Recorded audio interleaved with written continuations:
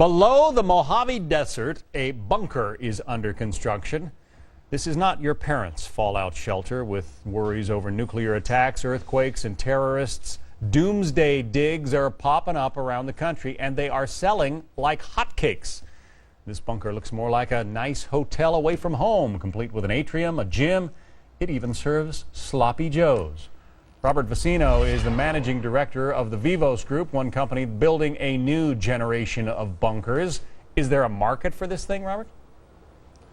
Amazingly, there seems to be an international market. We're getting inquiries from all over the world, Russia, China, and of course throughout the United States. Well, it was your brainchild. What gave you the idea? You know, I don't know where it came from. Back in 1980, I had this gut-wrenching feeling to build shelter for as many as 1,000 people underground. And that had nothing to do with the end of the world 2012 or, you know, the so-called popular concerns now. It's just evolved in the last 30 years, and about 2 years ago we launched and took it very seriously, and we're building 20 of these across the United States. We're looking at some pictures now of the facility actually under construction. You're out in the Mojave Desert, so I guess land costs aren't that severe, but you're putting an awful lot of infrastructure literally into the ground here. Yeah, these are each about a $10 million facility.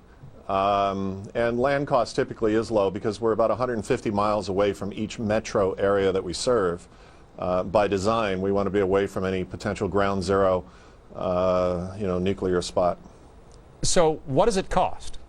I mean, per person, how do you sell them to people? We're selling it fractionally to make it as affordable as possible.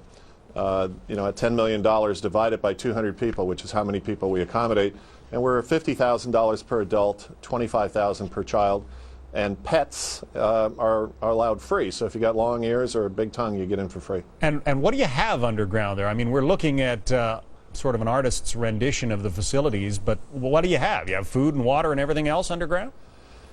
Yeah, it's everything you can imagine. The planning that went into this was unbelievable, but effectively it's a turnkey underground cruise ship. There's a hospital, there's a dental clinic, there's a security office, there's even a jail, all sorts of lounges and kitchens and private bedroom suites. So it's going to be a very comfortable environment. We kind of looked at it like a cruise ship and tried to outfit it in the same fashion. Okay, but who determines when you unlock the door and let people in? I mean, it's not the kind of place they're just going to go spend a weekend away, right? It's not a vacation home. This is for serious use in serious times.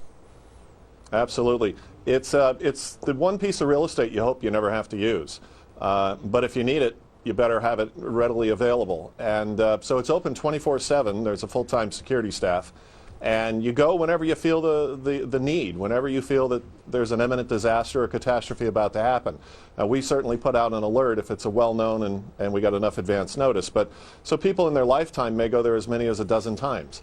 But it may not be an event that happens this year or next. It could be 25 years from now or 100 years from now. And so it's a generational thing that will be passed down to their children and grandchildren. Robert Vicino, let's hope it never happens. Let's hope your idea goes unneeded. We'll get some more information on our blog for those who are interested. Robert Vicino from the Vivos Group. Thank you.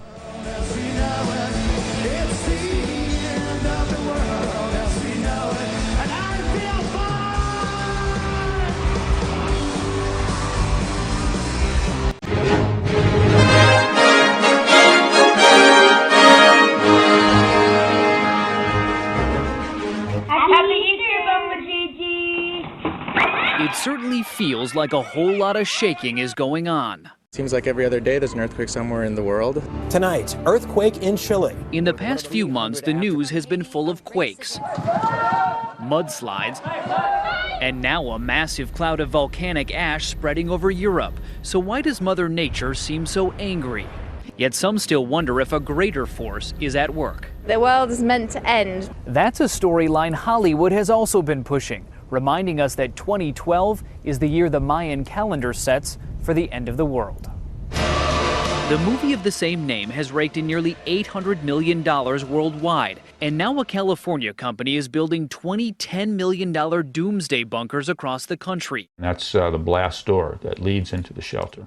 Steve Kramer is buying space for his family. It will cost him $125,000. We have life insurance. This is life assurance. It's just hope. You know, you're buying hope. But if the end of days really is near, hope may be all he has. Ben Tracy, CBS News, Los Angeles.